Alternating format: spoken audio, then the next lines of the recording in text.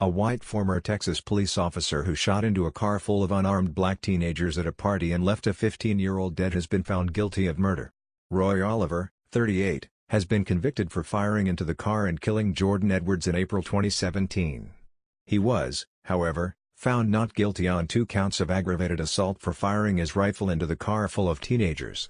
Edwards, who was sitting in the front passenger seat and trying to leave the party, was shot in the back of the head and died at the scene in front of his brother. Oliver, who has already been fired from the Balch Springs Police Department, testified that he opened fire after seeing the car move toward his partner. The former cop told jurors last week that he thought his partner, Officer Tyler Gross, was in danger. Gross told jurors he didn't fear for his life and never felt the need to fire his weapon. The Dallas County jury deliberated for around 12 hours for a period of 2 days before deciding on a verdict, according to the Fort Worth Star-Telegram. Edwards' family clapped and cheered after the verdict was read. "It's been a long time, hard year, and we're just really happy," Odell Edwards, Jordan's father, said. "We did it." Oliver was immediately taken into custody and his bond was revoked.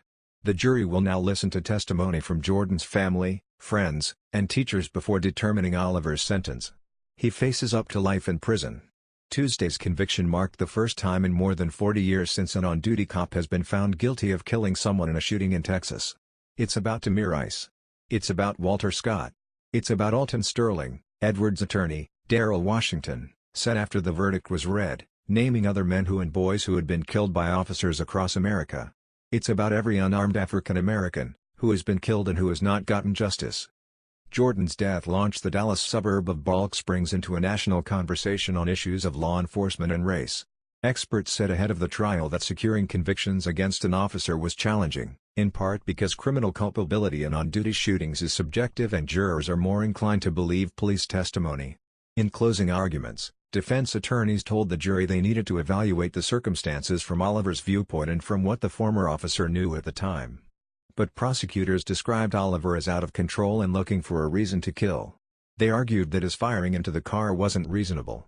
The shooting came after Oliver and Gross had broken up a large house party following a report of underage drinking.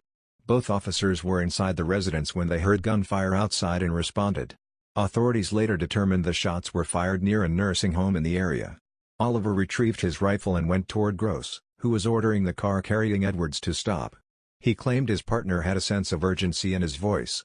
The officer testified that he saw the car back up and stop for a second before moving forward and going toward Gross. He claimed he saw movement from a passenger's silhouette inside the vehicle, and thought Gross had found a shooter or shooters or at least some information on the gunfire. Oliver said a vehicle can be considered a deadly weapon, so he was left with no choice but to fire his rifle. Gross, however, testified that he didn't feel like the vehicle was trying to hit him.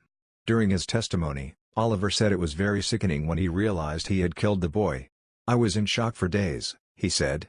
2 teenagers who were at the party testified last week that they were across the street when Oliver fired. The teens, Eric Knight and Jeremy Seaton, said they could not see a justification for the gunfire. Seaton said the car was not facing an officer at the time and had steered into the wrong lane of traffic to avoid officers.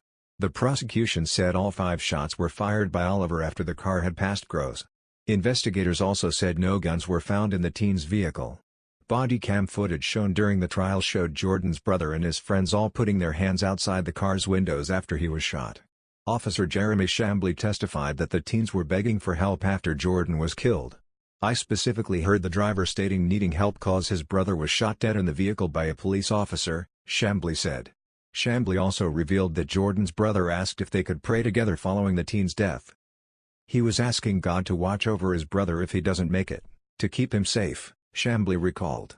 Philip Hayden, a use-of-force expert called by the prosecution, said Oliver used excessive force when he shot and killed Edwards and testified that a reasonable officer would not have opened fire.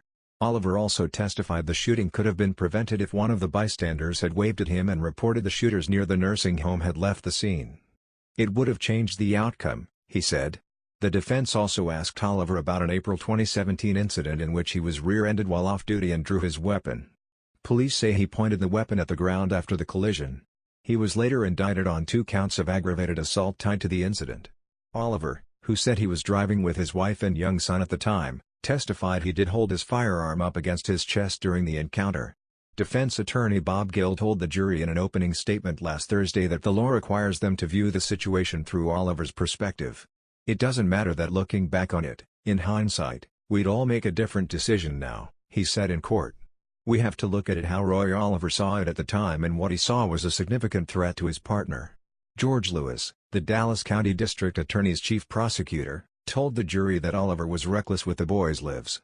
"They go out, they sacrifice, they put their life on the line to protect us and keep us safe. To protect and serve," Lewis said during his closing statement. "But keep in mind that it is their duty to protect and to serve. When we have police officers like the defendant in this case, Roy Oliver, who go out and they hurt our citizens, that's where it stops. That's where it must stop, and you, as the jury, in these cases today have a say in stopping defendants like Roy Oliver."